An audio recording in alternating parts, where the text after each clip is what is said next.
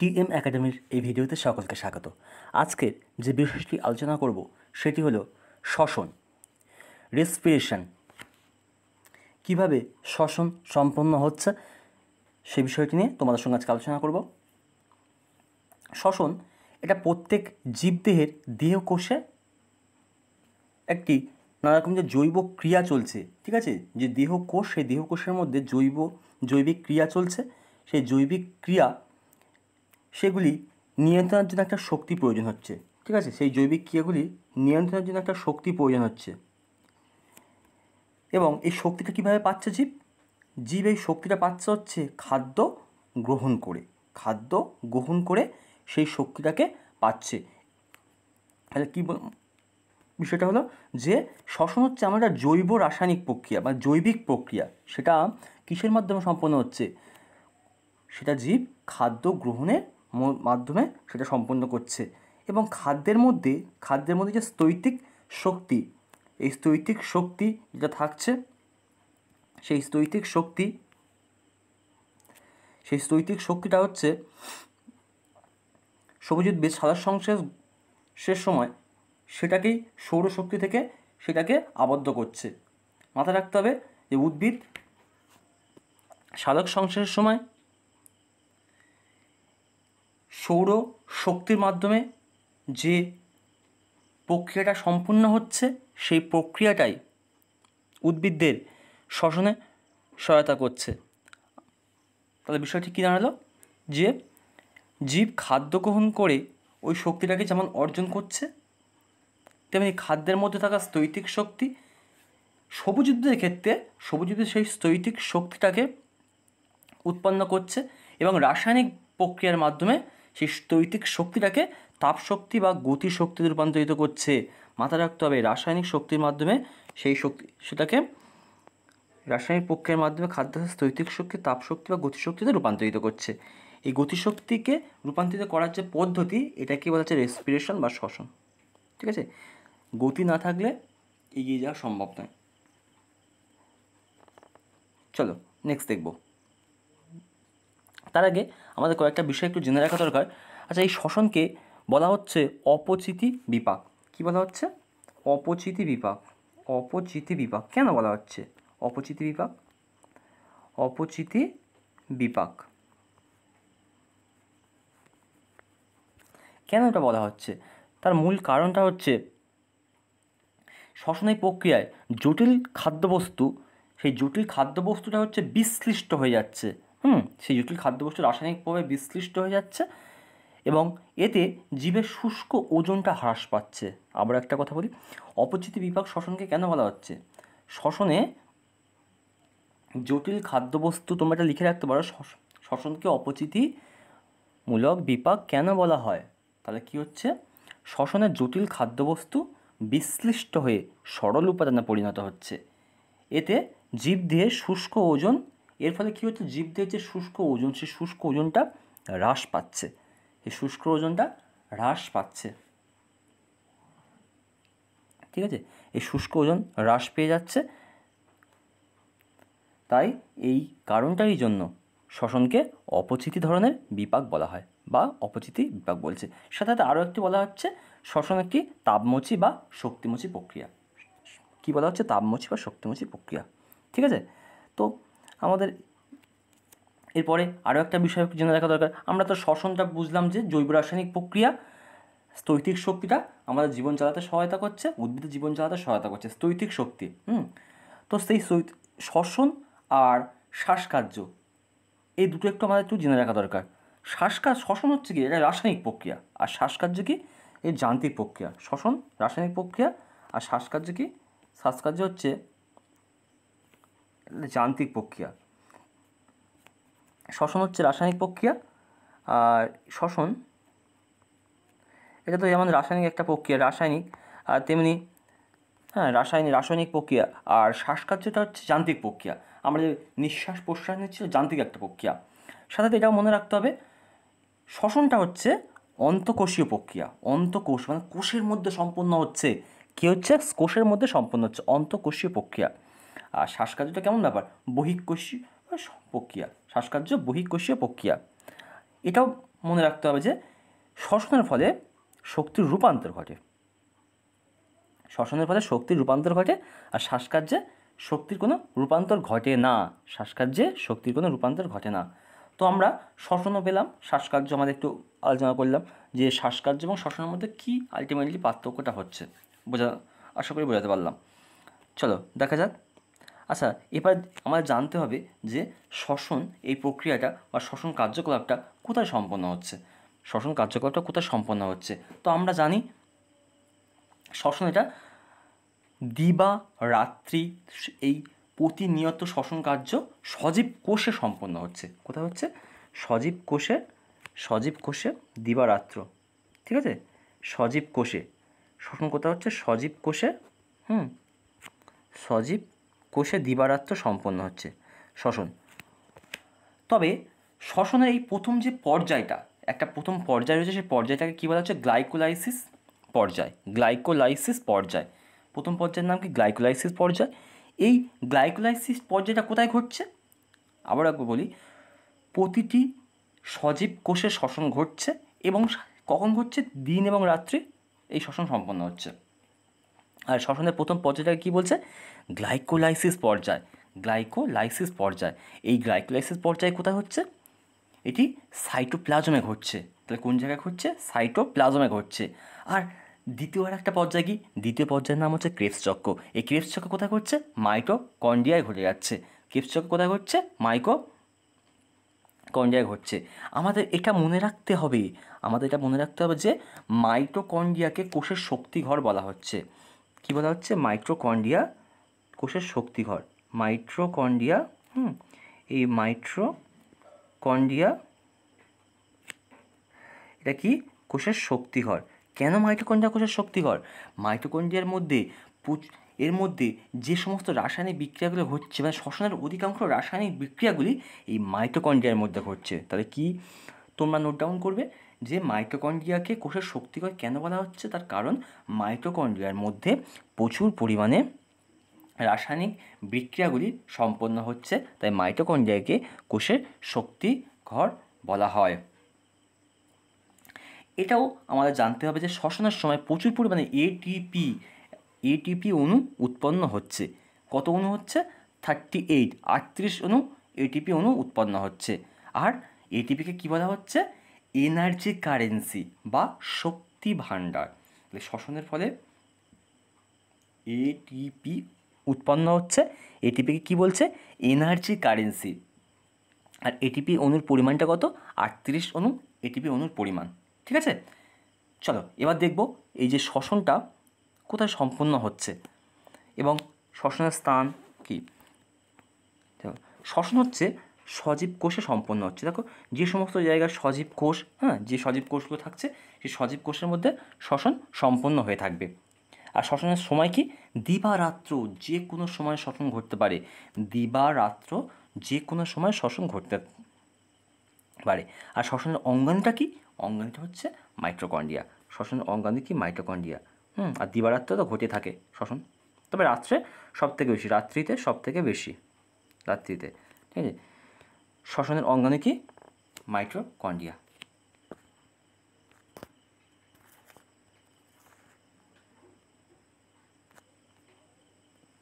শ্বসন বস্তুটা কি? শ্বসন বস্তু, সেই শ্বসন বস্তু হচ্ছে গ্লুকোজ।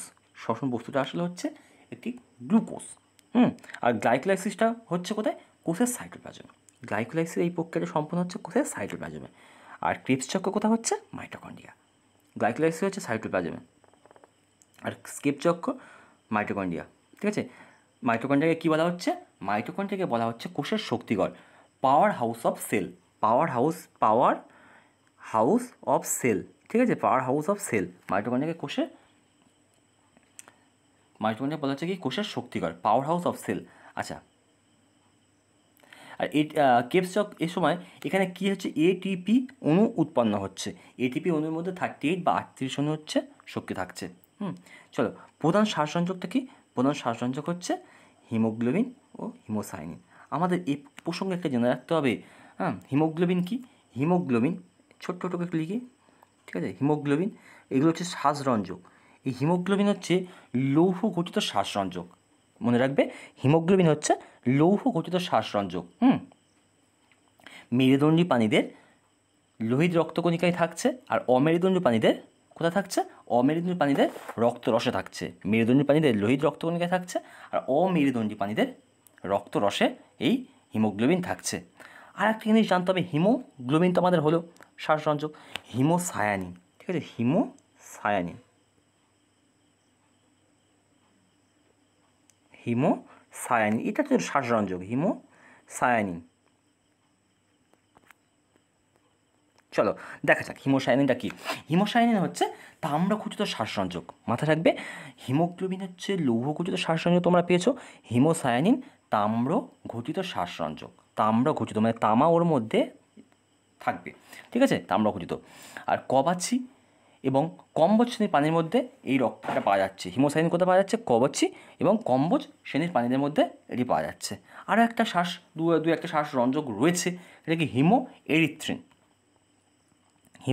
এরিথ্রিন আর ক্লোরোক্রুনিন। হিমো এরিথ্রিন সেটা হচ্ছে লৌহগঠিত শ্বাসরঞ্জক, আর ক্লোরোক্রুনিন সেটাও লৌহগঠিত একটি শ্বাসরঞ্জক। ওকে, আমাদের এবার একটু জেনে রাখা দরকার এই যে শ্বসন ক্রিয়া আমাদের যেহেতু চলছে, শ্বসন বস্তুটা সম্পর্কে একটু আমাদের জানতে হবে। কী জানতে হবে? শ্বসন বস্তু, ঠিক আছে, যে আমাদের গ্লুকোজ তো একটু আলোচনা করলাম, শ্বসন বস্তুটা নিয়ে একটু আলোচনা করি, ঠিক আছে। শ্বসন বস্তুটা কী? শ্বসন বস্তু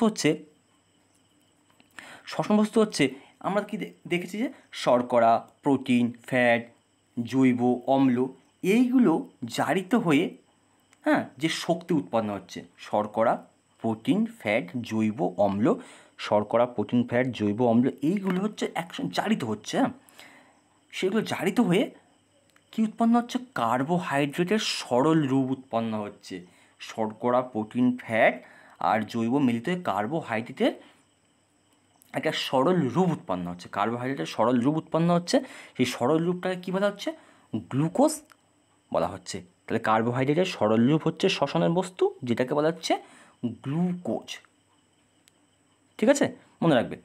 এই গ্লুকোজ হচ্ছে প্রধান শ্বসন বস্তু।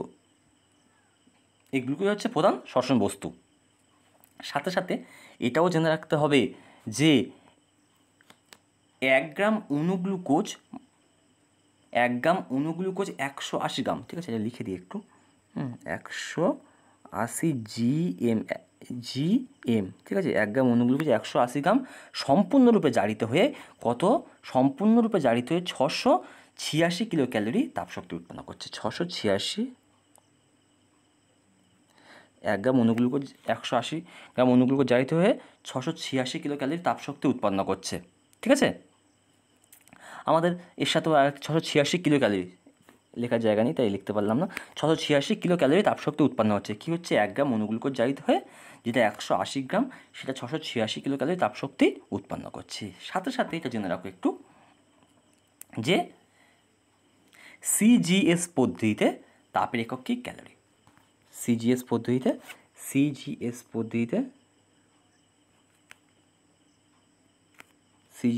তাপের একক হচ্ছে ক্যালোরি।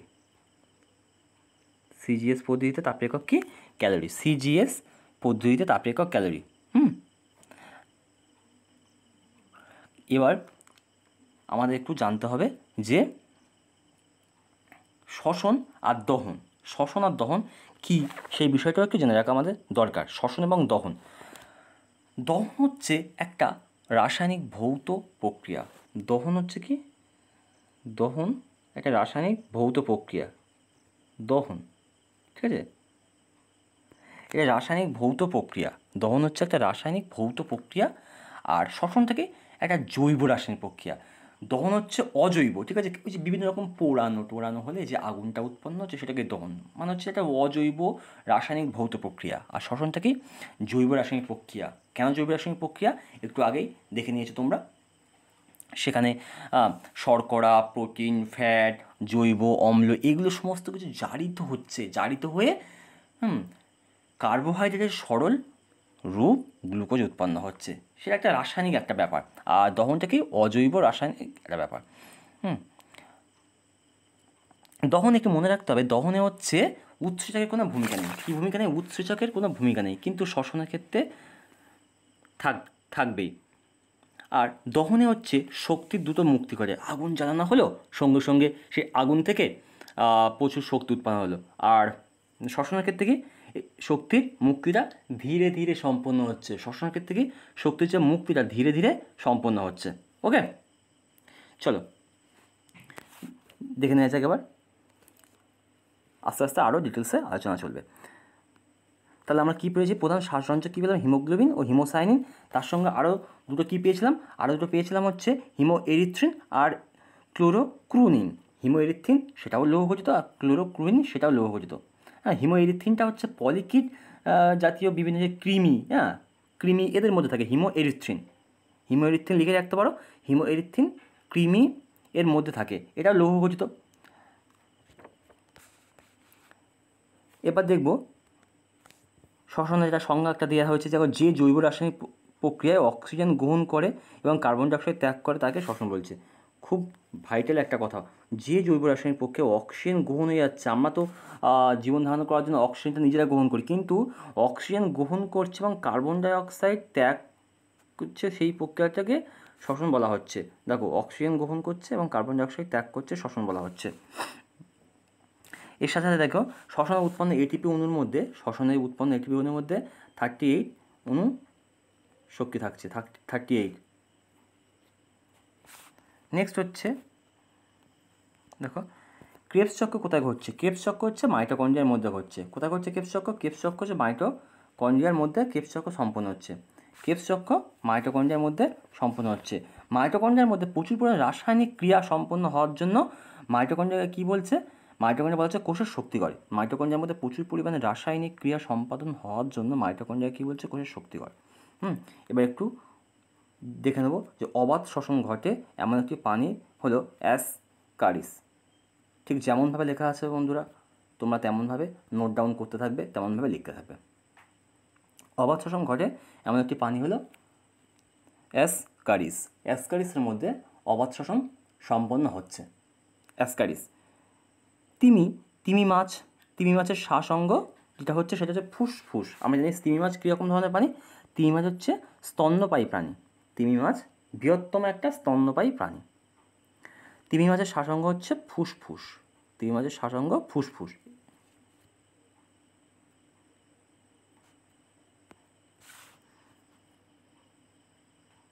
শ্বসনে অংশগ্রহণকারী একটি কোষীয় অঙ্গাণু হলো মাইটোকন্ড্রিয়া। তাহলে শ্বসনে অংশগ্রহণকারী একটা কোষীয় অঙ্গাণু কি? সেই অঙ্গাণুর নাম হচ্ছে মাইটোকন্ড্রিয়া, একটা কোষীয় অঙ্গাণু।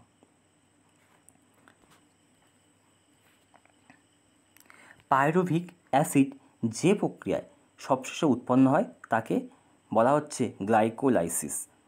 তাহলে গ্লাইকোলাইসিস কাকে বলা হচ্ছে? পাইরুভিক অ্যাসিড যে প্রক্রিয়ায় সবশেষে উৎপন্ন হয়। তাহলে সবশেষে পাইরুভিক অ্যাসিড যে প্রক্রিয়া উৎপন্ন হচ্ছে তাকে কী বলা হচ্ছে? গ্লাইকোলাইসিস। গ্লাইকোলাইসিস বলা হচ্ছে। মনে রাখতে হবে এগুলো, ঠিক আছে? তাই শ্বসনের প্রধান শ্বসন বস্তু কি? গ্লুকোজ। শ্বসনের প্রধান শ্বসন বস্তু গ্লুকোজ। একটু আগে আলোচনা করেছি কেন গ্লুকোজকে শ্বসনের প্রধান শ্বসন বস্তু বলা হচ্ছে। সেখানে কী হচ্ছে? প্রোটিন, শর্করা, ফ্যাট, জৈব অম্ল। প্রোটিন, শর্করা, ফ্যাট, জৈব অম্ল এগুলো বিভিন্ন রকমভাবে জারিত হচ্ছে। প্রোটিন, শর্করা, ফ্যাট, জৈব অম্ল এগুলো বিভিন্ন রকমভাবে জারিত হচ্ছে, এবং জারিত হওয়ার ফলে কার্বোহাইড্রেটের সরল রূপ যে গ্লুকোজ সেটা উৎপন্ন হচ্ছে। এটাই হচ্ছে প্রধান শ্বসন বস্তু। এবার আমাদের জানতে হবে যে পাখি, এটা পায়রা সম্পর্কে দেওয়া রয়েছে, একটু দেখে নিই। এই পায়রার বায়ুথলির সংখ্যা কটি? এয়ার স্যাক, পায়রা তো অনেক উপরে উঠে ঘুরতে পারে বা অনেকক্ষণ আকাশে উঠতে পারে, সেই পায়রার বায়ুথলির সংখ্যা হচ্ছে 9টি। অতিরিক্ত শ্বাসযন্ত্র দেখা যায় কোন মাছে? এই কই মাছে অতিরিক্ত শ্বাসযন্ত্র দেখতে পাওয়া যাচ্ছে। কোন মাছে? কই মাছে অতিরিক্ত শ্বাসযন্ত্র দেখতে পাওয়া যাচ্ছে। তাহলে কই মাছে অতিরিক্ত শ্বাসযন্ত্র দেখতে পাওয়া যাচ্ছে, তো সেই অতিরিক্ত শ্বাসযন্ত্র সম্পর্কে আমাদের একটু জেনে রাখতে হবে। অতিরিক্ত শ্বাসযন্ত্র। আর শিঙ্গি মাছের শ্বাসযন্ত্র সেটা একটা নলাকার মতন শ্বাসযন্ত্র, ঠিক আছে? শিঙ্গি মাছের শ্বাসযন্ত্র নলাকার। আঁশলার শ্বাসযন্ত্র কি? আঁশলাতে 10 জোড়া হচ্ছে শ্বাসছিদ্র বা স্পিরাকেল এদের শ্বসনে সাহায্য করছে। আঁশলার 10 জোড়া শ্বাসছিদ্র বা স্পিরাকেল এদের সাহায্য করছে। তাহলে কী কী হলো? শিঙ্গি মাছের শ্বাসযন্ত্রটা কেমন? নলাকার। আর আরশোলার শ্বাসযন্ত্র 10 জোড়া শ্বাসছিদ্র বা স্পিরাকাল, 10 জোড়া শ্বাসছিদ্র বা পিরাকাল। ঠিক আছে। কই, মাগুর, শিঙ্গি এগুলো কীরকম মাছ? এগুলো জিওল মাছ, তাই না? কই, মাগুর, শিঙ্গি এই মাছগুলো হচ্ছে জিওল মাছ। কই, মাগুর, শিঙ্গি এগুলো হচ্ছে জিওল মাছ। আমাদের আরও একটি জিনিস জেনে রাখতে হবে যে চিংড়ি, রাজকাঁকড়া, চিংড়ি, রাজকাঁকড়া এর শ্বাসযন্ত্র হচ্ছে বুকগিল বা বহিঃফুলকা। এর শ্বাসযন্ত্র কি? বুকগিল বা বহিঃফুলকা। চিংড়ি, রাজকাঁকড়া এর শ্বাসযন্ত্র কি? বুকগিল বা বহিঃফুলকা এর শ্বাসযন্ত্র।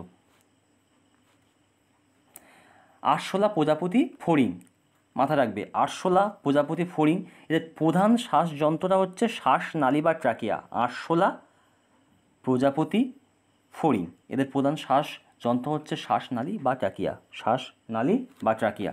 ঠিক আছে। কাঁকড়া, বিছে ও মাকড়সার শ্বাসযন্ত্র নাম হচ্ছে বহিঃফুসফুস বা বুক লাং। বহিঃফুসফুস বা বুক লাং কাঁকড়া, বিছের শ্বাস, মাকড়সা বা কাঁকড়া, বিছের শ্বাস। সাথে সাথে আমাদেরকে জেনে রাখতে হবে যে কেঁচোর প্রধান শ্বাসাঙ্গ কী? কেঁচোর প্রধান শ্বাসাঙ্গ হচ্ছে ত্বক। কেঁচোর প্রধান শ্বাসাঙ্গ কী? ত্বক। সেখানে হচ্ছে ব্যাপন প্রক্রিয়ার মাধ্যমে সেই শ্বাসকার্য সম্পন্ন করছে। আর ব্যাঙাচির প্রধান শ্বাসযন্ত্রের নাম কি? ব্যাঙাচির প্রধান শ্বাসযন্ত্র বহিঃফুলকা। বহিঃফুলকা, হ্যাঁ, এক্সটার্নাল গিলস যাকে বলা হচ্ছে এক্সটার্নাল গিলস, বহিঃফুলকা বা এক্সটার্নাল গিলস। ব্যাঙের ওই ভিজে স্যাঁতস্যাঁতে চামড়া, সেই ব্যাঙ ভিজে স্যাঁতস্যাঁতে চামড়ার মাধ্যমে ত্বকের সাহায্যে করছে।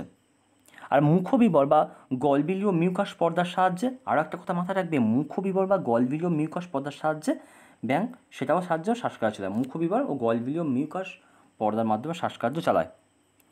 আর সাথে সাথে আমরা জানতে হবে যে মানুষের প্রধান শ্বাসাঙ্গ কী বা শ্বাসযন্ত্রটা কী? মানুষের প্রধান শ্বাসযন্ত্র হচ্ছে ফুসফুস। ঠিক আছে। মানুষের প্রধান শ্বাসযন্ত্রটার নাম হচ্ছে ফুসফুস। মনে রাখবে পতঙ্গদের শ্বাস অঙ্গ হচ্ছে শ্বাসনালী। পতঙ্গদের শ্বাসাঙ্গ কি? শ্বাসনালী। পতঙ্গদের শ্বাসাঙ্গ হচ্ছে শ্বাসনালী। শ্বাসমূল দেখা যায় সুন্দরী গাছে, সুন্দরী, গরান, গেঁয়ো এই সমস্ত গাছগুলো হচ্ছে একটু আলোচনা করার প্রয়োজন আছে। এই সমস্ত গাছগুলো লবণাক্ত অঞ্চলে জন্মাচ্ছে। হ্যাঁ, গরান, গেঁয়ো, সুন্দরী। তো এই গাছগুলো লবণাক্ত অঞ্চলে জন্মানোর জন্য যে শ্বসন কার্যকলাপ সম্পন্ন করার জন্য তার প্রয়োজনীয় অক্সিজেন প্রয়োজন হচ্ছে, কিন্তু অধিকাংশ সময় এই সমস্ত গাছের গোড়ায় হচ্ছে নোনা জল এসে ভরে থাকে, তাই তাদের শ্বসন ক্রিয়া সম্পাদন করতে অনেক সমস্যার সৃষ্টি হয়। সেই জন্য একটা অতিরিক্ত শ্বাস মূল তাদের গাছের গোড়ার পাশ দিয়ে উপরের দিকে উঁচু হয়ে থাকে, তো সেটার মাধ্যমে তারা তাদের শ্বাসকার্য সম্পাদন করে থাকে। সুন্দরী, গরান, গেঁয়ো এগুলো হচ্ছে ম্যানগ্রোভ অঞ্চলের উদ্ভিদ। ম্যানগ্রোভ অঞ্চলের উদ্ভিদ। উদ্ভিদের শ্বসন হয় সবুজ কোষে। উদ্ভিদের শ্বসন হয় সব সবুজ কোষেই এটা সম্পাদন হচ্ছে। নেক্সট দেখব, শ্বসনকালে অক্সিজেন পরিবহনকারী তাম্রঘটিত রঞ্জক পদার্থ হচ্ছে হিমোসায়ানিন। একটু আগে আলোচনা করেছি। শ্বসনকালে হচ্ছে অক্সিজেন পরিবাহী তাম্রঘটিত হিমোসায়ানিন। অক্সিজেন পরিবহনকারী তাম্রঘটিত রঞ্জক পদার্থ হচ্ছে হিমোসায়ানিন। গ্লাইকোলাইসিস প্রক্রিয়ায় উৎপন্ন এটিপি অণুর মধ্যে 2টি থাকছে। তাই গ্লাইকোলাইসিস প্রক্রিয়ায় এটিপি অণুর সংখ্যা কত? 2টি। গ্লাইকোলাইসিস প্রক্রিয়ায় উৎপন্ন এটিপি অণুর যে সংখ্যা কত? 2টা। অবাত শ্বসনকারী একটি উদ্ভিদের নাম হচ্ছে ইস্ট। অবাত শ্বসনকারী একটি উদ্ভিদের নাম হচ্ছে কি? ইস্ট। ইস্ট হচ্ছে অবাত শ্বসনকারী। ইস্ট হচ্ছে অবাত শ্বসনকারী, এর মধ্যে সম্পন্ন হচ্ছে। তাই সবাত শ্বসন কাকে বলছে? মুক্ত অক্সিজেনের উপস্থিতিতে যে শ্বসন ঘটে তাকে সবাত শ্বসন, আর মুক্ত বায়ুর অনুপস্থিতিতে যে শ্বসন ঘটে তাকে অবাত শ্বসন বলে। মুক্ত বায়ুর উপস্থিতিতে যে শ্বসন ঘটে তাকে সবাত শ্বসন বলে, আর মুক্ত বায়ুর অনুপস্থিতিতে যে শ্বসন ক্রিয়া সম্পাদিত হয় তাকে কী বলা হচ্ছে? অবাত শ্বসন। তোমাদের কাছে একটাই রিকোয়েস্ট, একটু খাতা কলম নিয়ে বসে সব কিছু ভালো করে নোট ডাউন করে নাও। আশা করছি শ্বসন সম্পর্কে এই নোটসটা যদি পুরোপুরি লিখে নিতে পারো, অধিকাংশ কমন পাওয়ার সম্ভাবনা রয়েছে। তাই সবাত শ্বসন কী হচ্ছে? মুক্ত অক্সিজেনের উপস্থিতিতে ঘটছে, আর অবাত শ্বসনটা কি? এটা অনুপস্থিতিতে। সাথে সাথে মনে রাখতে হবে যে সন্ধান প্রক্রিয়াটা, সেই সন্ধান প্রক্রিয়াটা অবাত শ্বসন। সন্ধান প্রক্রিয়াটা অবাত শ্বসন। ঠিক আছে, সন্ধান প্রক্রিয়াটা অবাত শ্বসন। চলো। দেখা যাক। মানুষের শ্বাস অঙ্গ হচ্ছে ফুসফুস, একটু আগে আলোচনা করলাম। মানুষের শ্বাস অঙ্গ হচ্ছে ফুসফুস। আরশোলার শ্বাসযন্ত্রের নাম হচ্ছে ট্র্যাকিয়া। মানুষের শ্বাস অঙ্গ হচ্ছে ফুসফুস। আরশোলার শ্বাসযন্ত্রের নাম হচ্ছে ট্র্যাকিয়া। আরশোলার শ্বাসযন্ত্রের নাম হচ্ছে ট্র্যাকিয়া। ফড়িংয়ের শ্বাসনালীর নাম হচ্ছে শ্বাসনালী। ফড়িংয়ের শ্বাস অঙ্গ হচ্ছে শ্বাসনালী। শ্বসনের গতি শক্তি রূপে মুক্তি হয় 40%, যার মধ্যে কী থাকছে? এটিপি আবদ্ধ থাকছে। শ্বসনের যে গতিশক্তি, যার মধ্যে 40% হচ্ছে আবদ্ধ থাকছে, এটিপির মধ্যে আবদ্ধ থাকছে।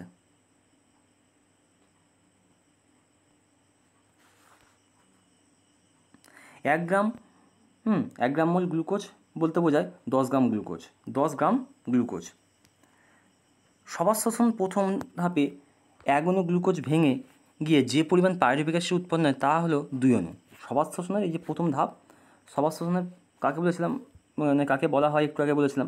সবার শ্বসনের প্রথম ধাপে 1 অণু গ্লুকোজ ভেঙে গিয়ে পাইরুভিক অ্যাসিড উৎপন্ন হচ্ছে, সেটা ক অণু? 2 অণু। 2 অণু পাইরুভিক অ্যাসিড উৎপন্ন হচ্ছে। সবার শ্বসনের প্রথম ধাপের বিক্রিয়া ঘটে সজীব কোষের সাইটোপ্লাজমে। তো সবার কী হচ্ছে? কোষের সাইটোপ্লাজমে সম্পন্ন হচ্ছে। সবার শ্বসনের প্রথম ধাপের বিক্রিয়াটা সাইটোপ্লাজমে সম্পন্ন হচ্ছে। সবার শ্বসনের দ্বিতীয় পর্যায়ে ঘটে কোথায়? মাইটোকন্ড্রিয়া। দ্বিতীয় পর্যায়ে কোথায় হচ্ছে? মাইটোকন্ড্রিয়া। প্রথম হচ্ছে সাইটোপ্লাজমে, দ্বিতীয় হচ্ছে মাইটোকন্ড্রিয়া। শ্বসনের প্রথম পর্যায়কে কী বলা হচ্ছে? ইএমপি পদ, এম্বাডম মেয়ার অফ পার্নেস। শ্বসনের প্রথম পর্যায়কে কী বলা হচ্ছে? ইএমপি পদ।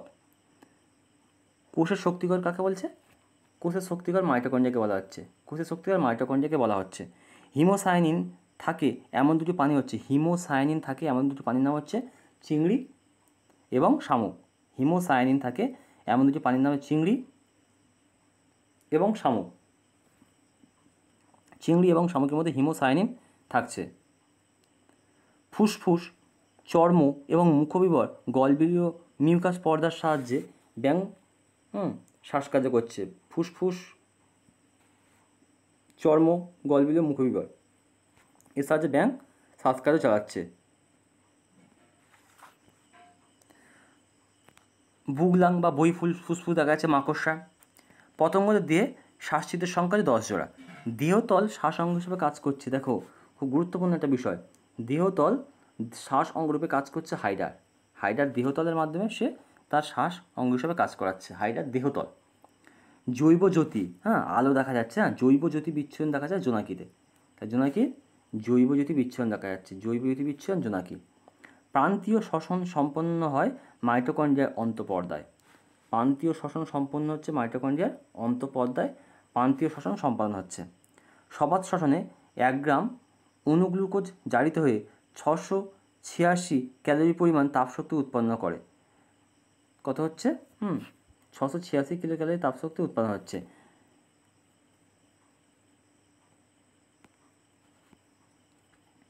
ব্যাকটেরিয়ার মেসোজোম অঙ্গাণুতে শ্বসন ঘটে।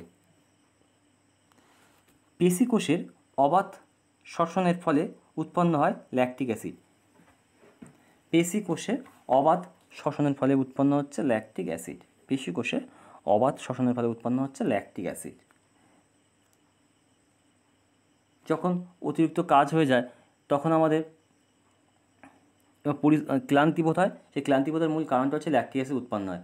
কিছুক্ষণ রেস্ট নিলে আবার সেটা ঠিক হয়ে যায়। পেশিতে ল্যাকটিক অ্যাসিড আচ্ছা, তাহলে পেশিকোষের অবাধ শ্বসন প্রক্রিয়া উৎপন্ন হচ্ছে কি? Lactic acid. পেশিকোষের ক্লান্তিবোধ হওয়ার কারণ হচ্ছে ল্যাকটিক অ্যাসিড উৎপন্ন হয় বলে। পেশিকোষের ক্লান্তিবোধ হওয়ার কারণ হচ্ছে ল্যাকটিক অ্যাসিড উৎপন্ন হচ্ছে বলে পেশিকোষ ক্লান্ত হয়ে পড়ে। পেশিকোষের ক্লান্তিবোধ হওয়ার কারণ হচ্ছে সেখানে কী উৎপাদন হচ্ছে? ল্যাকটিক অ্যাসিড উৎপন্ন হচ্ছে। কার্বন ডাই অক্সাইড এবং ইথাইল অ্যালকোহল উৎপন্ন হয় যে প্রক্রিয়ায় তাকে বলা, তাহলে সেটা সন্ধান। কার্বন ডাই অক্সাইড এবং ইথাইল অ্যালকোহল উৎপন্ন হয় যে প্রক্রিয়ায় তাকে সন্ধান বলা হচ্ছে। কার্বন ডাই অক্সাইড এবং ইথাইল অ্যালকোহল। তাই মনে রাখতে হবে কোহল সন্ধানে CO2 উৎপন্ন হয়। কোহল সন্ধানে CO2 উৎপন্ন হয়, কিন্তু ল্যাকটিক অ্যাসিড সন্ধানে CO2 উৎপাদন হয় না। ভালো করে মাথায় তুলে রাখবে, কোহল সন্ধানে হচ্ছে CO2 উৎপন্ন হয়, ল্যাকটিক অ্যাসিড CO2 উৎপন্ন হয় না। হলো? চলো নেক্সট। ক্রেবস চক্র সম্পাদন হয় মাইটোকন্ড্রিয়া। শ্বসন প্রতিটি সজীব কোষে দিবারাত্র সম্পাদন হয়। শ্বসন প্রতিটি সজীব কোষে দিবারাত্র সম্পাদন হয়। শ্বসন প্রতিটি সজীব কোষে দিবারাত্র সম্পাদন হয়। অবাধ শ্বসনকারী একটি প্রাণী হচ্ছে মনোসিস্ট। অবাধ শ্বসনকারী প্রাণী হচ্ছে মনোসিস্ট। ফুসফুসের আবরণীর নাম হচ্ছে প্লুরা। ফুসফুসের আবরণীর নাম প্লুরা। কুমিরের প্রধান শ্বাসঅঙ্গ কি? কুমিরের প্রধান শ্বাসঅঙ্গ হচ্ছে ফুসফুস। 3 মাছের পেয়েছি আমরা ফুসফুস। কুমিরের প্রধান শ্বাসঅঙ্গ ফুসফুস। সুন্দরী, গরান, গেঁয়ো প্রভৃতি উদ্ভিদ এর শ্বাসঅঙ্গ হচ্ছে ম্যানগ্রোভ। সুন্দরী, গরান, গেঁয়ো প্রভৃতি উদ্ভিদের শ্বাসঅঙ্গ হচ্ছে এরা হচ্ছে শ্বাসঅঙ্গ থাকে, এরা ম্যানগ্রোভ উদ্ভিদ বলা হচ্ছে। একটু আগে বলেছিলাম শ্বাসমূল বা ঠেসমূল বলা হচ্ছে, শ্বাসমূল বলা হচ্ছে এই জায়গাটা। অবাধ শ্বসন প্রক্রিয়াটি সজীব কোষের সাইটোপ্লাজমে ঘটে। অবাধ শ্বসন প্রক্রিয়াটি সাইটোপ্লাজমে ঘটে। কোথাও হচ্ছে অবাধ শ্বসনটা সাইটোপ্লাজমে ঘটছে।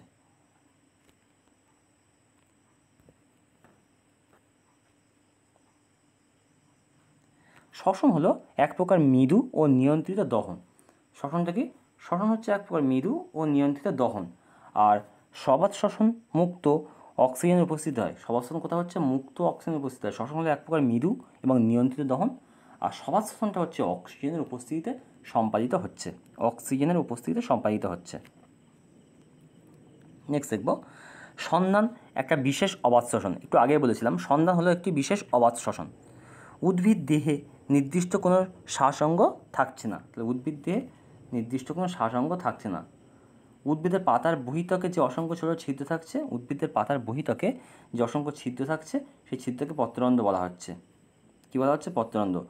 আর সাথে সাথে দেখব যে ব্যাঙ, সিক্ত এবং রক্তকেলকপূর্ণ ত্বকের সাহায্যে ব্যাপন প্রক্রিয়ার মাধ্যমে আদান প্রদান করে। ব্যাঙ, সিক্ত এবং যে ভিজে তার ত্বক, সেই তার ত্বকের মাধ্যমে ব্যাপন প্রক্রিয়ার মাধ্যমে শ্বাস আদান প্রদান করছে। পতঙ্গদের দেহে কোনো শ্বাসরঞ্জক থাকছে না। পতঙ্গদের দেহে কোনো শ্বাসরঞ্জক থাকে না। ঠিক আছে, পতঙ্গদের দেহে কোনো শ্বাসরঞ্জক থাকে না। টিকটিকের প্রধান শ্বাসঅঙ্গ পরে দেখব। টিকটিকের প্রধান শ্বাসঅঙ্গ হচ্ছে ফুসফুস। টিকটিকের প্রধান শ্বাসঅঙ্গ ফুসফুস। কই মাছের অতিরিক্ত শ্বাসযন্ত্র দেখতে কেমন? গোলাপ ফুলের পাপড়ি। কই মাছের যে শ্বাস যেটা দেখতে গোলাপ ফুলের পাপড়ি। আর শিঙি মাছের কি? নলাকার। শিঙি মাছের কি? নলাকার। আর মাগুর মাছের কি? কদম ফুলের মতন। মাগুর মাছের শ্বাস অঙ্গটা কি? নলাকার মতন। মাগুর মাছের শ্বাস অঙ্গ দেখতে কেমন? নলাকার।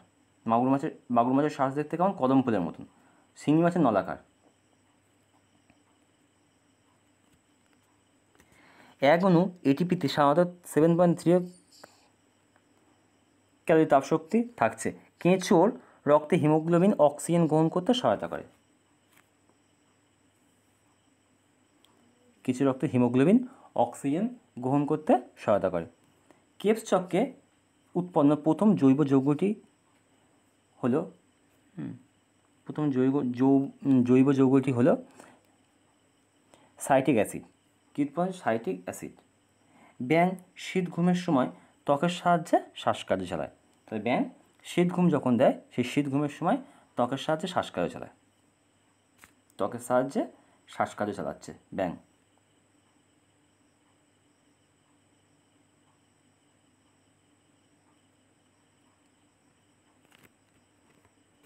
প্রতি মিনিটে যতবার শ্বাসক্রিয়া সংঘটিত হয় তাকে কী বলা হচ্ছে? শ্বসন হার। প্রতি মিনিটে যতবার শ্বাসক্রিয়া সম্পাদিত হচ্ছে তাকে কী বলা হচ্ছে? শ্বসন হার। যে ছিদ্রপথে, এটা দেখে নাও, যে ছিদ্রপথে গলবিল ষড়যন্ত্রের সঙ্গে যুক্ত তাকে বলা হচ্ছে গ্লটিস বা শ্বাসছিদ্র। গ্লটিস বা শ্বাসছিদ্র। মনোসিস্ট নামক এই মনোসিস্ট হচ্ছে বায়ুশূন্য স্থানে শ্বাসকার্য চালাতে পারে। মনোসিস্ট বায়ুশূন্য স্থানে শ্বাসকার্য চালাতে পারে। ব্যাঙাচির শ্বাসযন্ত্রের নাম কি? বহিফুলকা। বহিফুলকা ব্যাঙাচির শ্বাসযন্ত্রের নাম। নেক্সট দেখো, মানুষের ফুসফুস দুটি বক্ষপিঞ্জরের মধ্যে হৃৎপিণ্ডের দুই পাশে মধ্যচ্ছদার উপর অবস্থিত। তাহলে কোথাও অবস্থিত হচ্ছে? মানুষের ফুসফুস দুটি বক্ষপিঞ্জরের মধ্যে হৃৎপিণ্ডের দুই পাশে মধ্যচ্ছদার উপরে এটা অবস্থিত। চিংড়ির শ্বাসঅঙ্গের নাম কি? চিংড়ির শ্বাসঅঙ্গের নাম হচ্ছে ফুলকা। চিংড়ির শ্বাসঅঙ্গের নাম ফুলকা। কুমির ও তিমি মাছের শ্বাসযন্ত্রের নাম কি? ফুসফুস। কুমির ও তিমি মাছের শ্বাসযন্ত্রের নাম হচ্ছে ফুসফুস। অ্যামিবার শ্বাসঅঙ্গের নাম হচ্ছে অ্যামিবা হাইডা দেহতল। প্লাজমা পর্দা দেহতল। Amoeba hydra. Very very important. বিভিন্ন পরীক্ষায় প্রশ্নগুলো এসছে, বিভিন্ন পরীক্ষায়। আগামী দিনেও আসবে। পাখির শ্বাস অঙ্গের নাম হচ্ছে ফুসফুস। পাখির শ্বাস অঙ্গের নাম ফুসফুস। অ্যালভিওলাই থাকে কোথায়? অ্যালভিওলাই ফুসফুসে থাকে। অ্যালভিওলাই ফুসফুসে থাকে। বুক গিলের দ্বারায় শ্বাসকার্য চালায় এমন একটি প্রাণীর নাম কি? বুক গিলের দ্বারায় শ্বাসকার্য চালায় এমন একটি প্রাণীর নাম হচ্ছে লিমুলাস। লিমুলাস। তাহলে বুক গিলের সাহায্যে শ্বাসকার্য চালায় কি? লিমুলাস। শ্বাসবৃক্ষ। শ্বাসবৃক্ষটা কি? একাইনোডার্মাটা পর্বভুক্ত প্রাণীদের যেটা উদাহরণ এই শ্বাসবৃক্ষ। একাইনোডার্মাটা পর্বভুক্ত প্রাণী যারা রয়েছে তাদের উদাহরণ এই শ্বাসবৃক্ষ। তাহলে একটা কি উদাহরণ দেওয়া যেত? সমুদ্র শশা, একাইনো সমুদ্র শশা, শ্বাসবৃক্ষ। ঠিক আছে। হিমোগ্লোবিন মেরুদণ্ডী প্রাণীর প্রধান শ্বাসরঞ্জক। দুটি শ্বাসপেশির নাম হচ্ছে, মাথায় রাখবে, দুটি শ্বাসপেশির নাম ইন্টারকস্টাল পেশি ও মধ্যচ্ছদা। ইন্টারকস্টাল পেশি ও মধ্যচ্ছদা। দুটি শ্বাসপেশির নাম ইন্টারকস্টাল ও মধ্যচ্ছদা। ইন্টারকস্টাল ও মধ্যচ্ছদা। তার পরের প্রশ্ন দেখে নাও, হিমোসায়ানিন অমেরুদণ্ডী প্রাণীর একটি শ্বাসরঞ্জক। কার শ্বাসরঞ্জক? অমেরুদণ্ডী প্রাণীর একটি শ্বাসরঞ্জক হিমোসায়ানিন। হিমোসায়ানিনের প্রধান কাজ কি? শ্বাসবায়ু পরিবহন করা। হিমোসায়ানিনের প্রধান কাজ হচ্ছে শ্বাসবায়ু পরিবহন করা। ঠিক আছে। নেক্সট দেখো। ঠিক আছে, এই পর্যন্ত থাকলো ভিডিওটি।